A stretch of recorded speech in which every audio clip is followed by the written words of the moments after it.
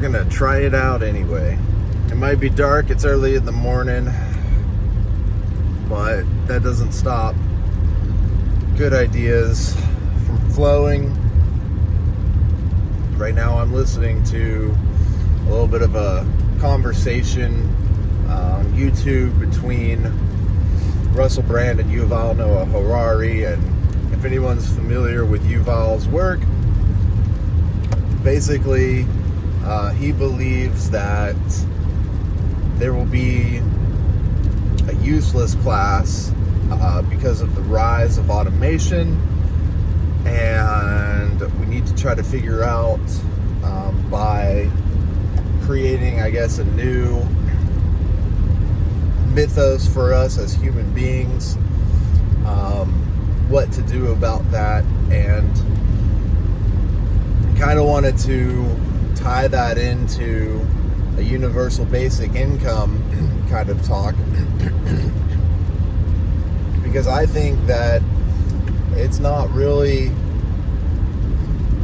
going to be an issue of machines taking over. I think it's going to be an issue of human happiness and productivity. So if there is a rise and a third or second industrial revolution to where there's more automation, there's self-driving trucks, then this is of course going to create a whole new class of people that are displaced and may not be able to be competitive in the labor market.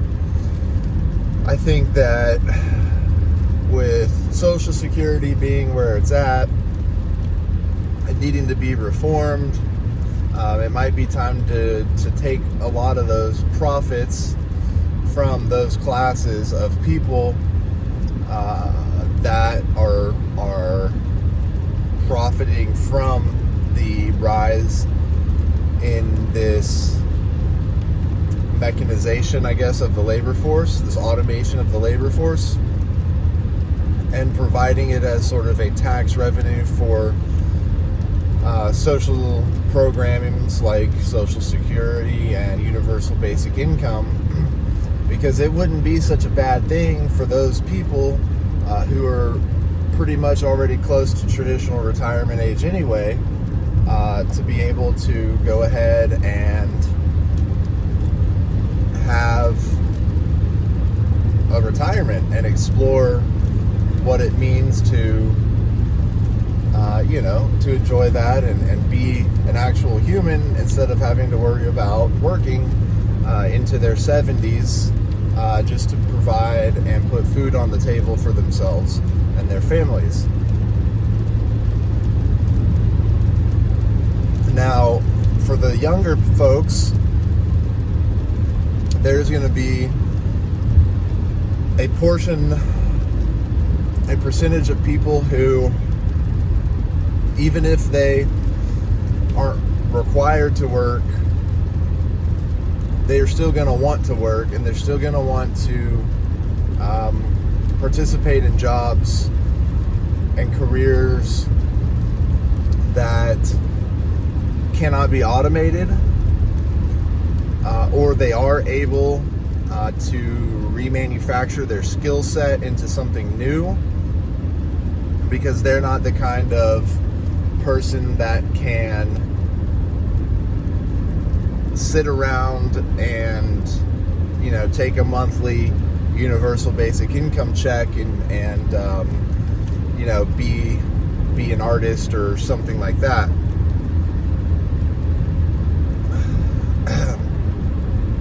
So those folks are the ones who, on top of their universal basic income check, should be compensated well for their willingness and their evolutionary prerogative, their evolutionary drive to go above and beyond. As I was mentioning in past videos, how I feel like if there were to be some kind of social credit system or something akin to that, where, you know, older folks are able to go and you know, clean up litter in a park and get compensated for that through some kind of cryptocurrency or point system, in order, you know, and they can spend that on whatever they want, could be similar to what the useless class, and I don't know, that could be the term that they use. I don't know. It's just kind of the catch-all phrase that's being used now by Yuval Noah Harari and others.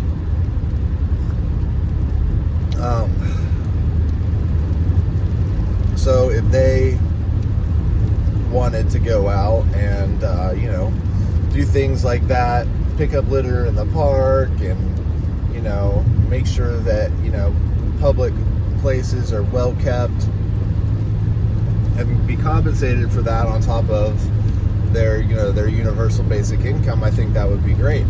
And then other folks, you know, they are gonna take advantage of the universal basic income and pursue things that they've always wanted to, such as hobbies and art and music and creativity, and they should be rewarded for that as well. If they want, you know, if they want to receive extra by charging for it or not charging for it. I mean, even in today's day and age, we've got people who are very intelligent and very smart, and they write code and they release it to the world for free to be improved upon, open source software. So the future can be not as bad as the doomsayers and naysayers say it's going to be. It can actually be a good thing. We could have a very nice version of utopia if we don't nuke ourselves to death first, or let climate change affect us. And, you know, I've very briefly touched on it in past videos, but my thoughts are, with climate change, like, regardless of whether the world is getting hotter or getting colder, we should be at a point as humanity, as humans, as a globe, that we can do something about it. We should have the ability, science and technology wise, to do something about it. And really, I think at this point it's just a matter of policy, and that's probably where my hang up is not understanding the political policy makers' decisions and the amount of gridlock when it comes to implementing meaningful change. So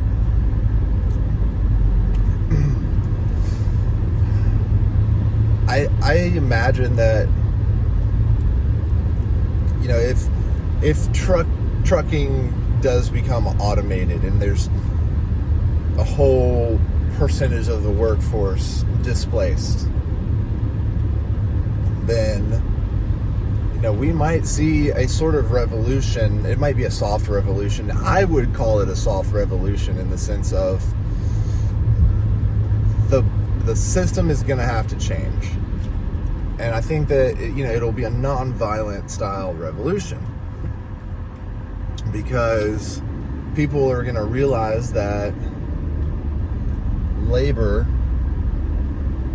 is no longer necessary, but there are going to be a lot of people who aren't able to adapt, and the current system of politics isn't going to be able to properly meet the needs of this new quote-unquote useless class. And so that'll have to be rebranded into, you know, the general population. I'm not really sure. You know, I don't know what that will be called. And people are going to have to come to accept that it's okay to have this universal basic income. If all the cars are being manufactured by robots and all the trucks are shipping goods and they're all being shipped by an AI algorithm and driven around, and fuel is, you know, that's the thing, you can't automate everything, but as robots, and I'm talking like Boston Dynamics style robots, you know, very tactile robots, become more and more of a thing, you know, there are going to be certain jobs that will be able to be automated. You know, you're not going to be able to have a deep sea fisherman go out and catch stuff automated, because like that's a very, very tactile job. You know, you're not going to have certain trade jobs be able to be automated, because you have to be able to get into odd and tight spaces, and you have to be able to look at something and diagnose it from a very specific way. It would be very cool, and I think this is sort of the future of some trades, is having you know, like a mechanized cart or you know, a robotic helper for sure, that can do things for you in order to be more productive, because in the future things are going to be built upwards, and you know, as technology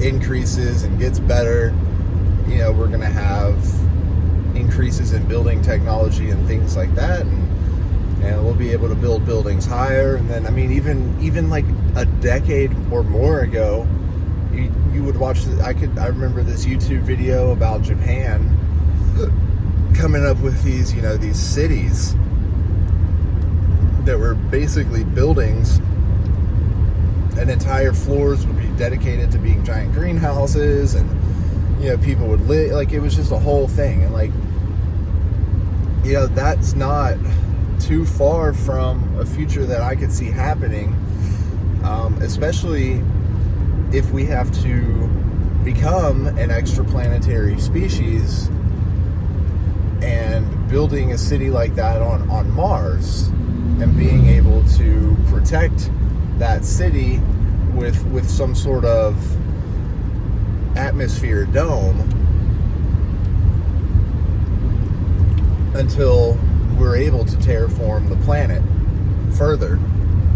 And so, you know, if we don't do what we need to do to help save this planet that we're on, then that might be our future. And having skilled tradespeople who have robotic help is going to be something that is not only essential, but it's going to be just nice to have. It's going to be a necessity, especially with the way things are going now, when there is a massive amount of labor shortage in skilled trade type of jobs. And frankly, I don't think that's because there's a shortage of people. There's just a shortage of work ethic. And that shortage of work ethic and willingness to get down and dirty and do the tough and difficult work is what is causing some of the labor shortage. I just think that there's just a young generation that will, no doubt, be completely fine with getting that universal basic income, not caring what they have to do to earn it. I mean, a UBI, basically, you'll get regardless of need, skill, whether you come from a rich family or a poor family, you're gonna get it. But they're gonna be fine with it, and they're gonna want to play on their garage band or their Fruity Loops and try to stream themselves playing video games and create a and that's one of the things that we're going to have to watch out for, is a life of comfort and good times creating a weak society. While it might be a Chinese or Russian psyop to do that to the American youth now, it is something that is just the natural progression of human nature if technology is making life easier. There's no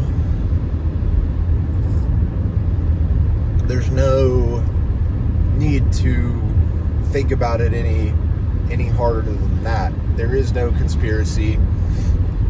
There is no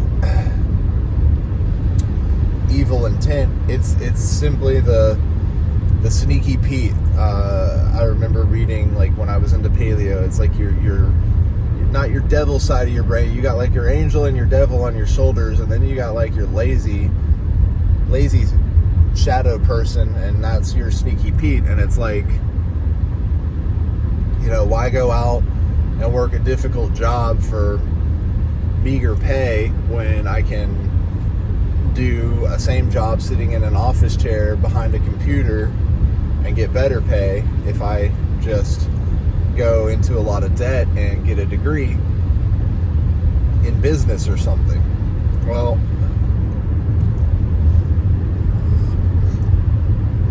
there you go. The answer is pretty simple. I mean, that's not for everybody. And that's kind of to circle back to what I was talking about earlier. I mean, there are going to be people who are going to be displaced by this automation and this new industrial revolution that's coming with the automation of trucking. They do it not because they want, not because they need to. They do it because they want to, and they do it because it brings them joy. There is joy in labor. There is joy in creating and building and completing tasks. There are people wired that way. And I think that I'm trying to get back into my head. I tried to have this conversation. There was, like, a couple of years ago, I was very much seeing things through the lens of top-down business, of why I thought the trucking industry was going to get automated. And basically, it's because there is a huge shortage of labor. There is a huge shortage of people willing to become truckers because the wages are sort of low. And these trucking companies can't afford to pay more wages. So that's a factor. There's the factor of, a human being can only, required by law, drive, I think, for 8 hours before they have to take a mandatory break. And if anyone knows the rules behind that in the United States, like, please make a comment about, like, what the laws are, how long you can drive before you have to take a mandatory break. And then the fact that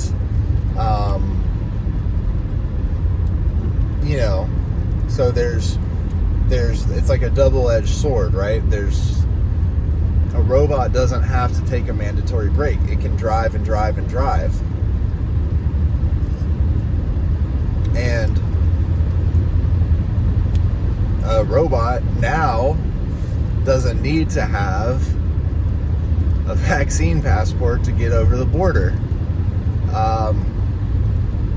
So there's all of these like little factors that are big incentives for companies. I mean, can you imagine the amount of profit margin that would be increased if they didn't have to pay salaries? And can you imagine how much more revenue would be coming in if their trucks could run 24/7? I mean, just those two factors alone should be plenty enough incentive for anybody to understand why a company and the industry as a whole would be pushing for automated trucking systems. So whether you want it to be true or not, the principle holds true. You can't let your blind spot dictate, or your biases dictate, that it won't happen. It might not happen 100% in your lifetime, but our children definitely are probably going to see it. I think that when I'm an adult, I mean I am an adult. I think when I'm older, like when I'm in my like 50s and 60s, I don't know what I just said. That you will see that. You will see that automated trucks are a thing, but they will still be necessitated to have a human passenger. Just as the saying goes, in the future there will be a factory with only 2 workers, a man and a dog, a man to fix the machines and a dog from keeping the man from touching the machines. And that'll be basically what it's like for a good amount of time, until they figure out a different system. And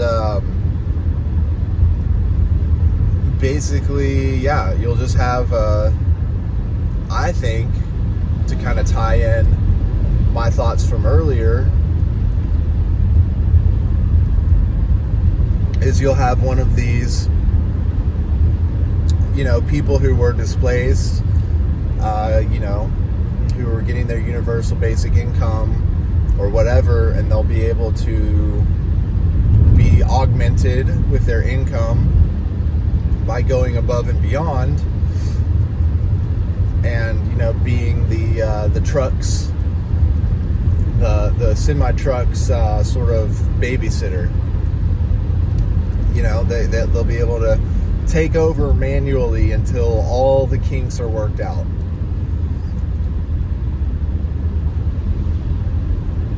And they'll be compensated extra. They'll get their nice little universal basic income check, and then they'll also get paid extra. And I really don't think that this reality is too far from the truth from happening. So let me know what y'all think.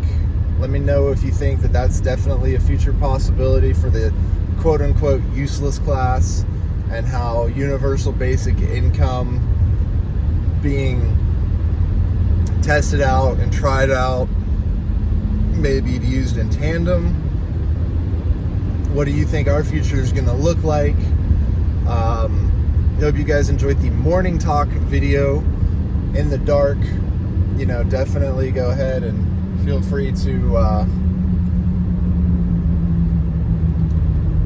like and subscribe and leave me a comment. I would love to hear more about it. And yeah, definitely listen to this one. There's not much to see. So I hope you guys enjoyed it. And until next time, we'll see you then.